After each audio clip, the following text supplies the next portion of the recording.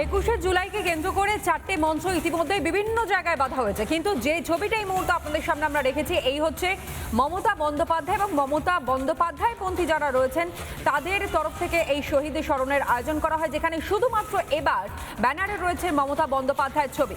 আর এখানেই প্রশ্ন উঠছে, অভিষেক বন্দ্যোপাধ্যায়ের ছবি তাহলে নেই কেন?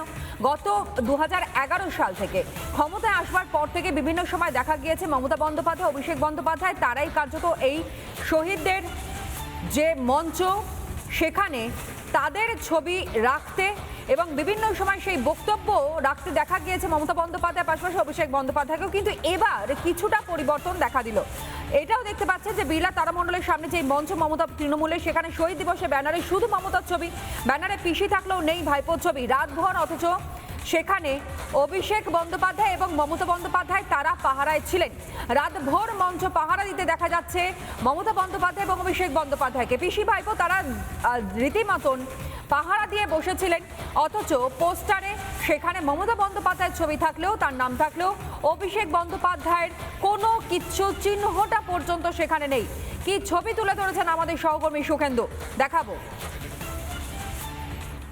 21শে জুলাই কালীঘাট তৃণমূলের যে সভা মঞ্চ বিড়লা প্ল্যানেটোরিয়ামের সামনে যে আদালতের নির্দেশ মতো, হাইকোর্টের নির্দেশ মতো শর্ত সাপেক্ষে যে সভা মঞ্চ তৈরি করা হয়েছে, সেই সভা মঞ্চ জুড়ে শুধুমাত্র দেখা যাচ্ছে প্রাক্তন মুখ্যমন্ত্রী তথা তৃণমূল সুপ্রিমো মমতা বন্দ্যোপাধ্যায়ের শুধুমাত্র ছবি, এবং সেখানে লেখা রয়েছে যে অমর 21শে জুলাই শহীদ স্মরণে শ্রদ্ধাঞ্জলি, এবং সেখানে শুধুমাত্র মমতা বন্দ্যোপাধ্যায়ের ছবি, সেখানে নেই অভিষেকের ছবি। অভিষেক বন্দ্যোপাধ্যায়ের ছবি আগে থাকতো, তবে কি মানুষের মন রাখতে বা মানুষের পছন্দ বা রুচি বুঝে যেতেই কি মমতা বন্দ্যোপাধ্যায় শুধুমাত্র নিজের ছবি রেখেছেন? এমনকি বক্তা হিসেবে অভিষেক বন্দ্যোপাধ্যায়ের কোনো নাম নেই।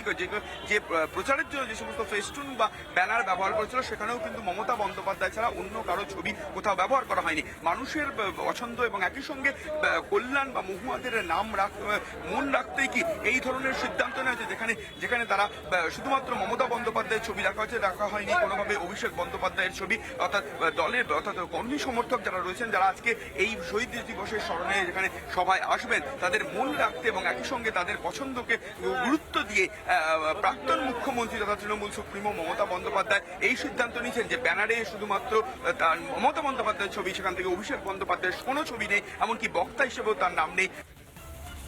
নানা ধরনের কন্টেন্ট দেখার জন্য লাইক করুন, শেয়ার করুন আমাদের ফেসবুক পেজ, সাবস্ক্রাইব করুন আমাদের ইউটিউব চ্যানেল। পাশাপাশি অন্যান্য ব্রেকিং নিউজের জন্য অবশ্যই চোখ রাখুন রিপাবলিক বাংলায়।